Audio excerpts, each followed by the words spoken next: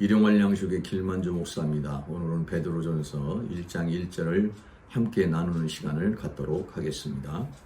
베드로전서 1장은 시련과 영광에 대한 내용입니다.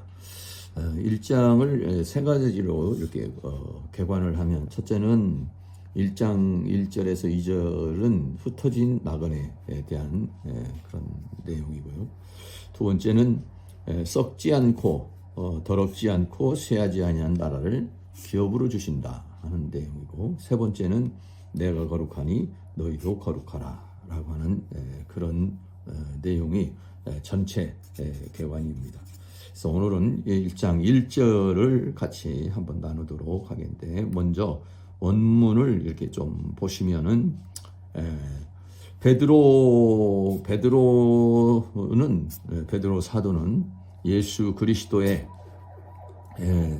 사도 베드로는 택함을 입은 자들에게 편지한다. 그래요. 근데 택함을 입은 자가 원문에는 이제 이렇게 나오는데, 우리 본문에는 이제 2절에 나옵니다. 그래서 택함을 입은 자들에게 편지를 하는데, 흩어진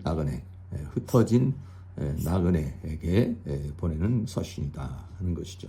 그래서 본도, 갈라디아, 갑바도기아, 아시아, 그리고 비두니아에 보내는 그런 서신의 내용입니다. 그래서 원문을 이렇게 좀 참고해서 한번 좀 보시면 좋겠고요. 그래서 예수 그리스도의 사도 베드로는 그랬어요. 예수 그리스도의 사도라고 하는 말은 헬라어로 아포스톨로스라는 말입니다. 이 아포스톨로스라는 말은 뭐냐면 사신 또는 사자, 대사.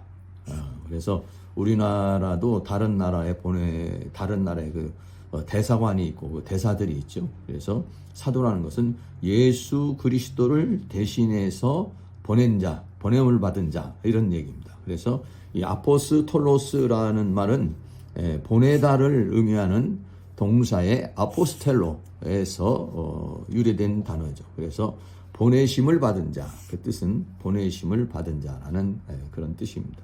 그래서 베드로는 예수 그리스도로부터 보내심을 받은 자다 했어요. 그리고 특별히 그 베드로는 유대인의 사도로 이제 부름을 받았습니다. 그러니까 하나님께서 베드로를 유대인의 사도로, 그리고 바울은 이방인의 사도로 사용을 하셨죠. 그래서 사도행전 전반부는 베드로 행전이고 후반부는 바울 행전으로 이렇게 기록되어 있어요. 그래서 갈라디아서 2장 8절에 보면 베드로에게 역사하사 그를 할례자의 사도라는 것은 유대인의 사도로 삼으시니가 그가 또한 내게 역사하사 나를 이방인에게 사도로 삼으셨느니라 그랬습니다. 그래서 베드로는 그 유대인을 위한 그런 사도로, 또 바울은 이방인의 사도로 삼으셨다, 그런 내용이고요. 그래 베드로라는 말은 이제 페트로스라는 말이에요. 페트로스라는 말은 돌인데 또는 바위라고도 하죠. 그냥 바위라고도 하는데, 바위인데 이 바위는 큰 이렇게 덩어리로 있는 바위보다는 좀 깨어진 바위 조각 같은 것을 말할 때 페트로스라 이렇게 말합니다.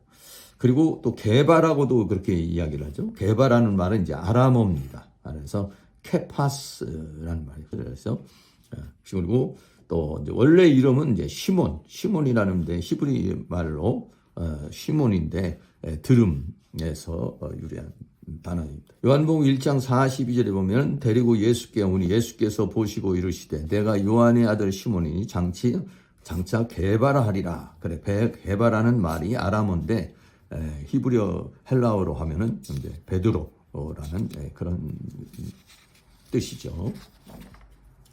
그래서 시몬이라는 말은 이제 베드로의 원래 자연적인 이름이고, 베드로는 예수님께서 지어주신 그런 영에 속한 그런 이름입니다.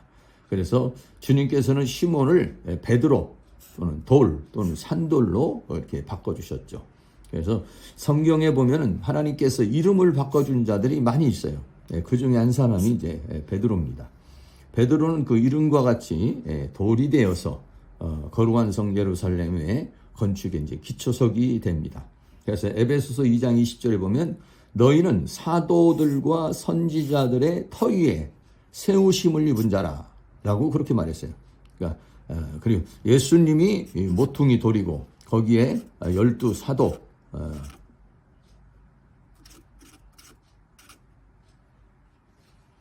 열두 사도가 있고 그 12사도 위에 우리는 이제 세우심을 그 위에 세우심을 입은 자. 그래서 결국은 이것이 전체가 만들어져서 거룩한 성 예루살렘 성을 이루게 되죠. 그래서 계시록 21장 14절에는 그 성의 성곽은 12기초석이 있다 그랬어요. 그 12기초석이 있는데 그 위에 12사도의 12 이름이 있더라. 그래서 예루살렘 성은 그 기초석이 12사도를 통해서 만들어진, 그래서 예루살렘 성전이 하나의 그 구원받은 자들의 연합체로 이렇게 말씀하시고 있죠. 그래서 하나님께서는 그 베드로의 이름만 바꾸셨을 뿐만 아니라 그 인생을 완전히 바꾸시는 그런 역사를 이루었죠. 성경에 하나님께서 이름을 지어준 자나 계명한 자들이 또 많이 있습니다. 또는 왕이 지어주거나 또 스스로 계명한 자들도 있는데 이 부분에 대해서 한번 조금 나눠보도록 하겠어요. 먼저는 하나님께서 지어주신 거나 또 계명해 주신 이름이 있어요. 아브라함 있죠.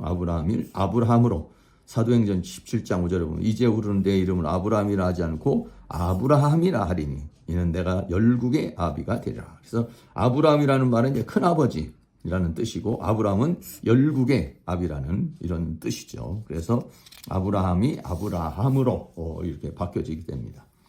또 사레의 이름을 하나님께서 사로로 이렇게 또 바꿔주시죠.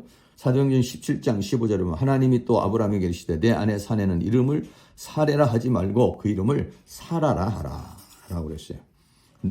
내가 그에게 복을 주어 그로 내게 아들을 낳게 하며 내가 그에게 복을 주어 그를 열국의 어미로가 되리니 민족의 열왕이 그에게서 나리라 고 그랬습니다. 그래서 아브라함은 열국의 아비로 또 사레는 사라로 바꾸고 열국의 어미로 이렇게 바꿔주시죠. 그래서 사라라는 이름은 열국의 어미라는 뜻입니다. 그래서 부부가 둘 다 이름을 바꿔준 경우에는요 아브라함과 사라뿐입니다. 세 번째는 야곱이 이스라엘로 바뀌죠. 창세기 32장 28절에 그 사람이 가로되 내 이름을 다시는 야곱이라 부를 것이 아니요 이스라엘이라 부를 것이니 라고 했어요. 이는 내가 하나님과 사람으로 더불어 겨루어 이루어 이겼습니다. 그 야곱이 에서를 만나기 오기 전에 야복강에서 기도를 하죠. 기도를 하는데 거기에서 이제 천사와 씨름을 하게 되는데 그 천사와 씨름을 하여 이겼다 이렇게 해서 이스라엘이라 이렇게 라는 이름을 주었죠. 그래서 야곱이라는 이름은 속이는 자, 빼앗는 자에서 이스라엘이라는 이름은 하나님과 더불어 싸워 이긴 자라고 하는 그런 뜻입니다. 그래서 야곱의 이름이 이렇게 바뀌어지고요. 그리고 네 번째는 솔로몬의 이름을 여디디아로 이렇게 바꿨습니다.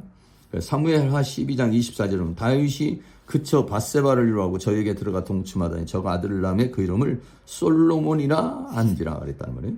근데 선지자 나단을 보내서 그 이름을 여디디아라고 하시니 이는 여호와께서 사랑하심을 인함이라 그랬어요. 솔로몬은 화평함이라는 뜻이고 여디디아는 하나님의 사랑을 받는 자라는 그런 의미예요. 그래서 하나님께서 여디디아라고 이렇게 불러줬는데 근데 그 솔로몬은 그 하나님께서 지어준 이름대로 살지 못하죠. 그래서 솔로몬은 여디디아로 불려지지 않고 솔로몬으로 이렇게 불려집니다. 그래서 어떤 사람은 그 이름을 이렇게 하나님께서 계명을 해줘도 그 이름대로 살지 못하고 는 그런 경우도 있는 모습을 보게 되죠. 다섯 번째는 예수님의 이름이죠. 마태복음 1장 21절에 보면 아들을 낳으니 이름을 예수라라. 그가 자기 백성을 저희 죄에서 구원할 자이심이라 하니라 라고 그랬습니다. 그래서 예수님의 이름을 구원이라는 그런 뜻을 가지고 있죠. 그리고 여섯 번째는 세례 요한의 이름을 지어주셨습니다. 누가복음 1장 13절에 천사가 이르러 가로되 사가랴여 무서워 말라 내가 너희 간구함이 들은지라 내 아내 엘리사벳이 내게 아들을 낳아주리니 그 이름을 요한이라 하라 라고 해서 세례 요한을 그 사가랴가 그 제사장 일을 보는 가운데서 하나님께서 지어주신 이름이죠.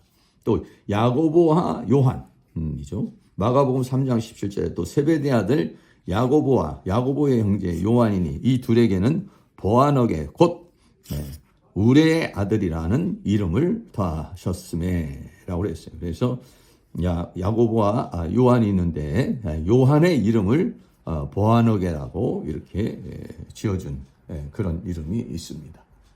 오늘은 베드로전서 1장 1절의 이름에 대한 이야기를 함께 나누었습니다.